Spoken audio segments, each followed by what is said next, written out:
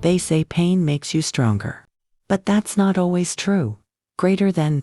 Some kinds of pain don't build you up, they hollow you out. Greater than. I used to think the hardest thing a person could go through was death. Greater than. But now I know it's something else entirely. It's betrayal, especially when it comes from your own children. My name is Mary Johnson. I'm 74 years old, and I've spent most of my life taking care of others. My husband passed away 20 years ago, and since then, it's just been me and my 2 children, Marcus and Denise. I worked all my life to make sure they had more than I ever did. I thought love was enough to keep a family together. Turns out, I was wrong. It happened last winter. I'd been feeling sick for a while, tired, short of breath, dizzy all the time. I thought it was just old age catching up with me. But one morning, I collapsed in my kitchen. I remember the cold floor against my face. The smell of coffee still brewing on the counter. Everything started to fade. I managed to whisper one prayer. Asterisked, please don't let me die alone. Asterisk, greater than. And then, everything went dark. When I woke up, I was in the ice. I could barely move, my body full of tubes and wires. The doctor said my heart had stopped for almost 2 minutes. He told me I was lucky to be alive. But I didn't feel lucky, I felt empty. And then I heard their voices, Marcus and Denise, my children. My reason for living all these years, greater than. I thought they'd be praying for me, asking how they could help. But what I heard instead broke something deep inside me. Marcus said, if she doesn't make it, I'm talking the house. I paid the taxes last year, it's only fair. Denise snapped back, don't start with me, Marcus. I've been taking care of her, the house should be mine. And they just kept going, back and forth, arguing. Right there, outside my hospital room. While I was lying there, fighting for my life, I wanted to scream. I wanted to ask them, what happened to you? But I couldn't move. Couldn't speak. All I could do was listen. Listen to my own children fight over my things before I was even gone. That moment, that sound, it shattered me. You can survive sickness. You can survive loss. But when your children show you that your life means less to them than your possessions, that's a kind of death you don't recover from. I remember thinking that night, maybe God is showing me something I was too blind to see. Maybe He wanted me to know that not everyone you raise will love you the way you loved them. And that realization, that quiet truth, it broke me in a way no illness ever could. Greater than. That's where my story begins. The night I realized I wasn't just fighting for my life. I was fighting for the little bit of love I thought still existed in my family. I bought that house with my husband, Henry. Lord, he was a good man. Worked in a factory all his life, hands rough as sandpaper, heart soft as a hymn. We didn't have much, but we built that home from the ground up. We painted the walls ourselves, planted roses in the front yard, and spent every Sunday morning on that porch, drinking coffee and talking about how we'd grow old together. But life don't always go the way you plan. Henry passed away 20 years ago, just like that. One heart attack, no goodbye. I remember standing at his funeral, holding Marcus's hand, with Denise crying on my shoulder. I thought, at least I still got them. At least I still got my babies. After Henry was gone, I went back to work full-time. Cleaning houses for other people, scrubbing floors, polishing their fine tables, washing windows so clean you could see heaven through 'em. I'd come home tired, my back aching, my knees popping, but I never complained. My reason was simple. I wanted Marcus and Denise to have a better life. Marcus was my pride. Smart boy, always talking about how he was gonna start his own business someday. He had that charm, the kind that makes people believe in him. And Denise, my sweet girl, she was gentle, quiet, always with a book in her hand.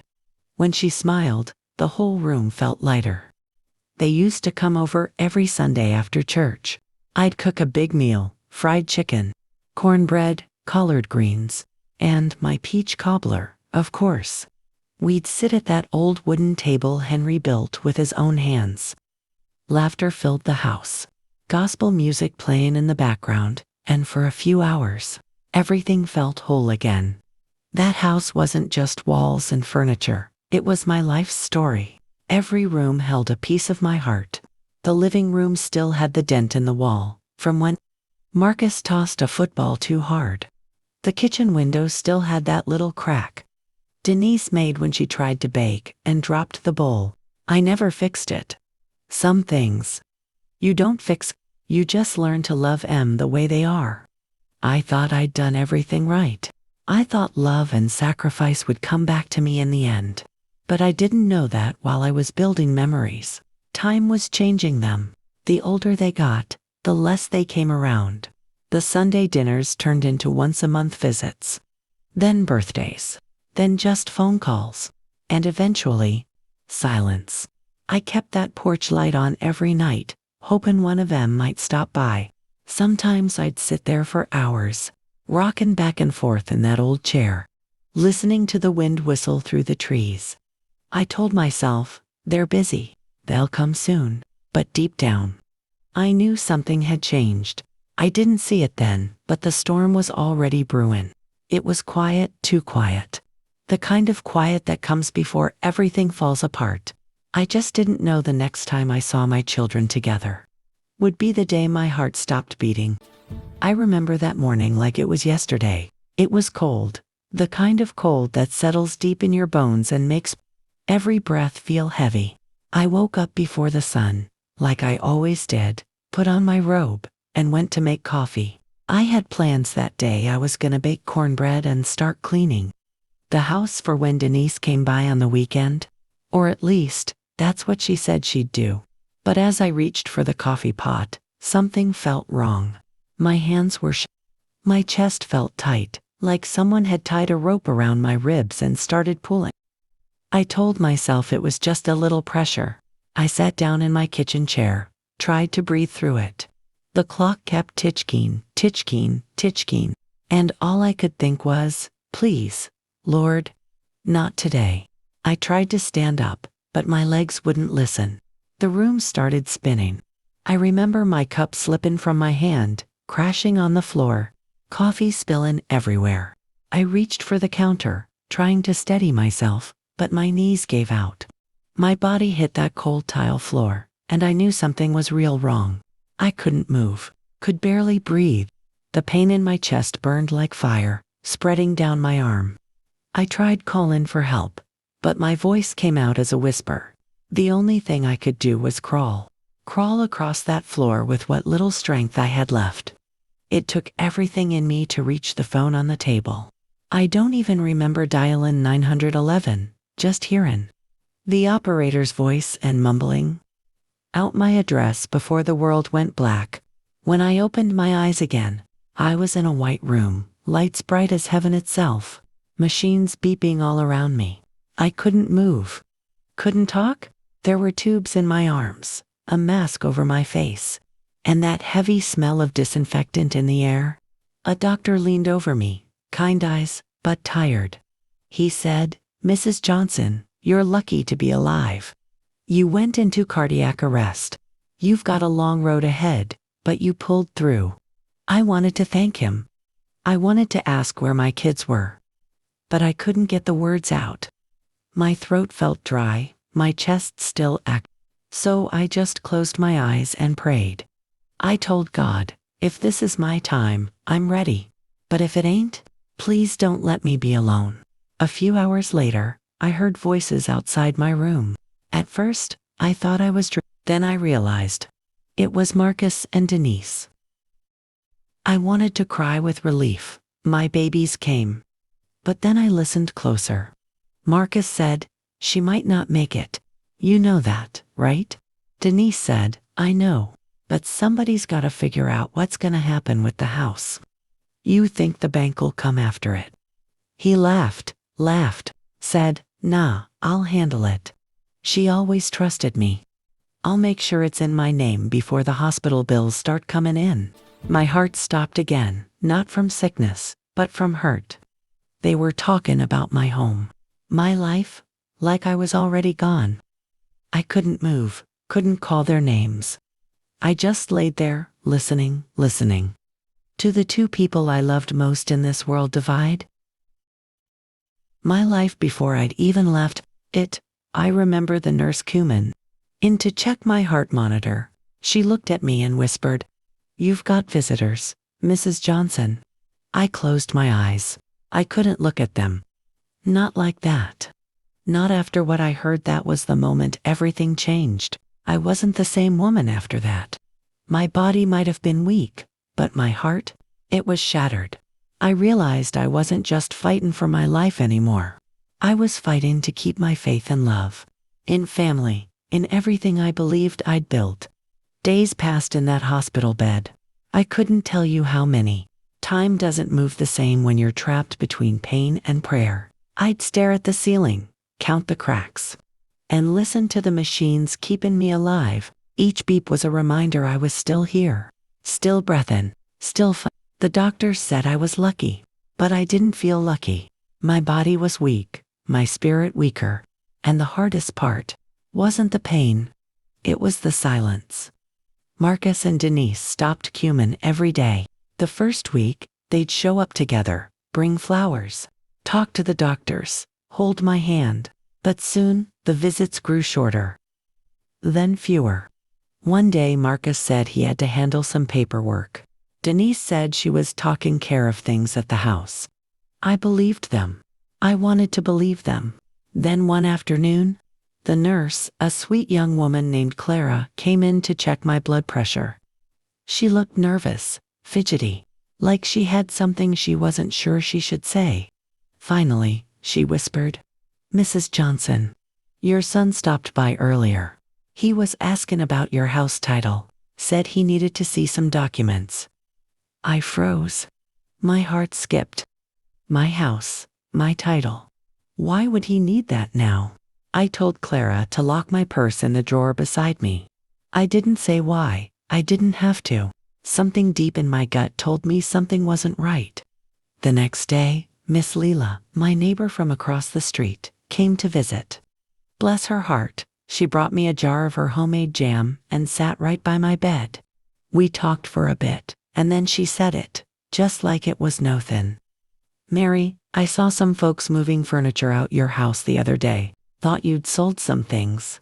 I just sat there, still as stone. Furniture. I asked her to describe who she saw. She said, "It was Marcus and Denise. And two men with a truck. They loaded up your sofa, your table, even that record player Henry loved." That record player. Henry bought it for me on our 10th anniversary. I kept it all these years, even when it stopped working. It was ours. It was love. And now it was gone, like it never mattered. I wanted to think maybe they were just cleaning up, maybe they were scared, trying to prepare, but deep down, I knew. They weren't doing it for me. They were doing it for themselves. Later that night, I asked the nurse to check my phone. There were messages from Denise. Short ones, cold, "Hey mama, don't worry. I'm taking care of everything." No heart, no call, no warmth. Just words. I cried in silence that night. The kind of cry that don't make a sound. Just tears that burn your skin and prayers that don't seem to reach heaven. I kept telling myself, "You raised them better than this. They love you. They'll stop. They'll remember." But they didn't. By the end of that week, everything I owned, the furniture, the china, even my husband's old Bible was gone. Sold, just like that. All while I lay there, hooked up to machines, fighting to see another sunrise. It wasn't the loss of things that hurt me most. It was the realization that while I was fighting to live, they were fighting over what I'd leave behind. And in that moment, something inside me broke. The love I carried for so long, the pride, the forgiveness, it all cracked. I still loved my children. But now, that love came with pain. The kind that don't ever go away. I never imagined my greatest heartbreak would come from the same people I gave my life for. The nights were the worst. When the visitors were gone, when the nurses dimmed the lights, when all that was left was the hum of machines and the sound of my own breath, that's when the memories came, not soft, not kind, but sharp, like glass. I kept seeing Marcus as a little boy, running through the yard with scraped knees, Denise sitting on my lap, learning to braid her doll's hair. And then I'd hear their voices again, that cold, careless talk about my house, and I'd wonder, where did I go wrong? I tried to pray, but some nights even prayer felt heavy. I'd whisper *gold, please, don't let me die like this. Not with this ache inside me, *. Greater than, I wanted to forgive them, but every time I closed my eyes, I saw those empty rooms, those strangers carrying pieces of my life out the door. Forgiveness don't come easy when your heart's still bleeding. One afternoon, I asked the nurse to call Marcus. She dialed his number and handed me the phone. It rang and rang. No answer. We tried Denise next. She picked up, but her voice was short, distracted. "Mama, I can't talk right now," she said. I told her I just wanted to hear her voice. She sighed and said, "You'll be fine. Mama, I'm just trying to get things in order." And then the line went dead. Get things in order. That's what she said. But the only thing that needed order was my heart. And she didn't even see it falling apart. That night, I lay there thinking about every sacrifice I ever made. How I worked double shifts to buy Marcus's first car. How I stayed up nights sewing Denise's prom dress because she wanted it to be special. I gave them every piece of me. And now, I was learning that sometimes love ain't enough to keep people kind. The nurses came and went. They were gentle, sweet souls trying to keep an old woman comfortable, greater than, but they didn't know the kind of pain I was carrying. It wasn't the tubes or the scars or the medicine. It was emptiness. The kind that sits heavy in your chest and whispers, "You don't matter anymore." I remember watching the clock tick past midnight. Tears rolling down my face, thinking, maybe it would be easier if I just let go. No more pain, no more disappointment, just peace. But then I thought of Henry, my husband. And what he'd say if he saw me giving up?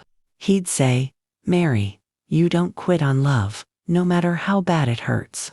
So I kept breathing barely, but I kept going. When morning came, I realized I had no one left to call.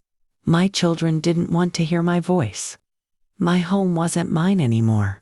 I felt like a ghost in my own life. Greater than, that's when I started asking the hard questions, the ones mamas never want to face. Did I raise them wrong? Was I too soft? Too patient? Too loving? Or maybe I just taught them that I'd always forgive, no matter what they did. It broke something in me, something that'll never fully mend. But sometimes, God lets you reach the bottom so you can see who's really gonna lift you up. I didn't know it yet, but he was about to send me an angel. After so many nights of crying, I had started to believe maybe the Lord had forgotten about me. Every morning felt the same, nurses queuing in, doctors checking charts, then leaving with polite smiles that never reached their eyes. I was alive, but I didn't feel alive. I was just Then one day, the door opened, and a new nurse walked in. Young woman, maybe skin like fresh coffee. Hair pulled back neat, but her eyes had warmth. She said, "Good morning, Mrs. Johnson. My name's Clara.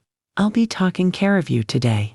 Her voice had kindness in it, not the kind they teach in but the kind that comes from a good heart.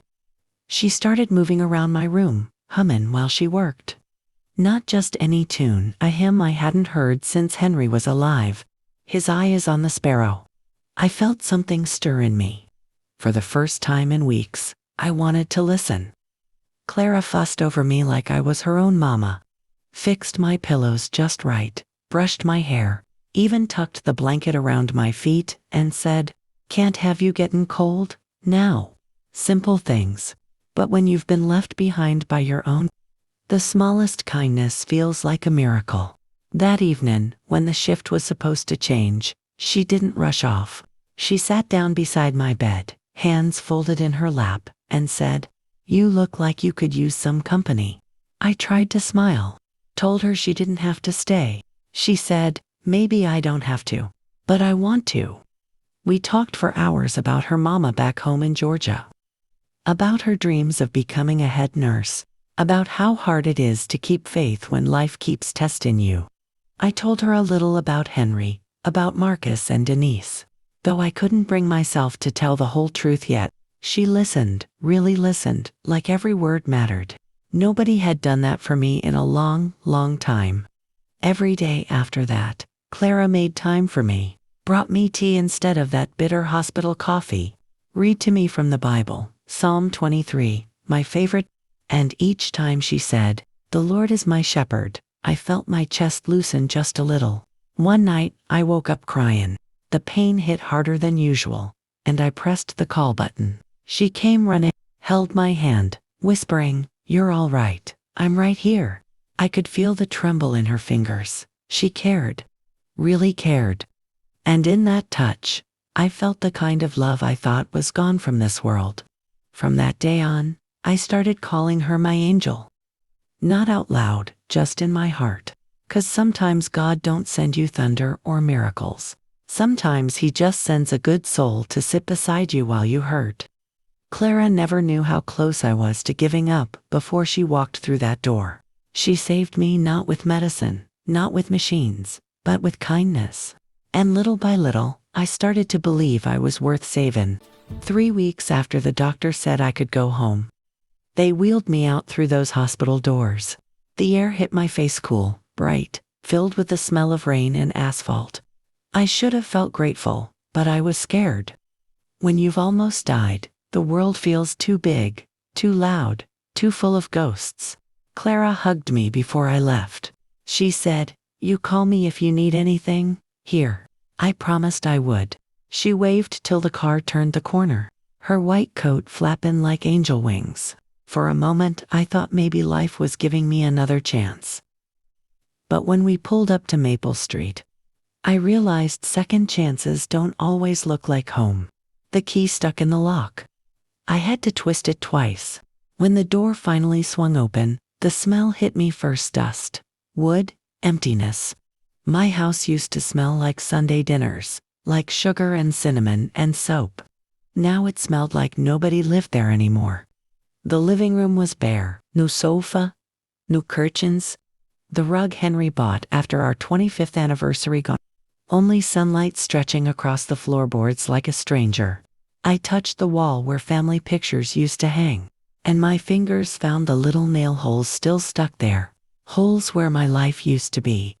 I made it to the kitchen, leaning on my cane, and sat at the table, or what was left of it. Just a chair and the scar where our old table had stood.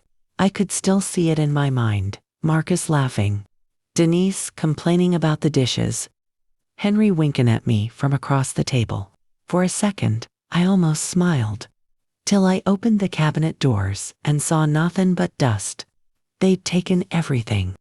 Even the little radio I kept on the counter, the one that played gospel every morning, my bedspread, my curtains, my husband's Bible. It was like they'd stripped the house of me, like I'd never lived there at all. I sat there for a long time, listening to the quiet. At first, I wanted to scream, but the truth is, I was too tired. You can't fight for your life and for your memories at the same time. So I just sat, hands folded, whispering, "Lord, give me peace." Peace didn't come that day. But something else did. Resolve. I realized I couldn't rebuild what was gone, but I could still keep what was left: my breath, my faith, my dignity. I slept on the floor that first night, wrapped in a blanket Clara had tucked in my bag. The wind whistled through the empty house, but somehow, I wasn't afraid. The Lord had brought me back for a reason, even if I didn't know it yet. When morning came, sunlight filled that hollow room, and for the first time, I didn't cry. I looked around and thought, if they could take everything from these walls, maybe God wanted to show me I don't need walls to start again. Coming home to nothing hurt more than the hospital ever did. But sometimes, You gotta lose everything you thought mattered to remember what truly does. Time passed. Days melted into weeks, weeks into months. The pain didn't leave, but it changed shape. It stopped screaming and started sitting quiet. Like an old companion I couldn't get rid of. I learned to live with silence. I'd make my coffee, sit by the window, and watch the neighborhood go on without me. Clara kept her promise. She came by every Sunday after her shift.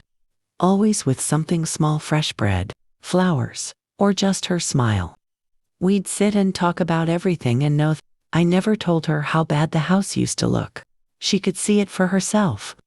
Each week, she'd help me hang a new curtain, polish an old photo frame, bring life back one corner at a time. Little by little, the emptiness started to feel less heavy. Then, one evening, I got a knock at the door. I opened it, and there stood Marcus, my own son, looking thinner, eyes tired, clothes wrinkled. For a moment, I didn't know whether to cry or close the door.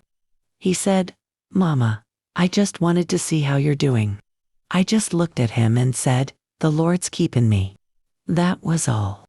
He sat on the porch, head hung low, told me he'd lost his car, that the business deal he'd bragged about had gone bad, said the bank was after him. I listened. Didn't gloat, didn't scold. Just listened. Sometimes God lets you watch a lesson unfold so you don't have to speak it yourself.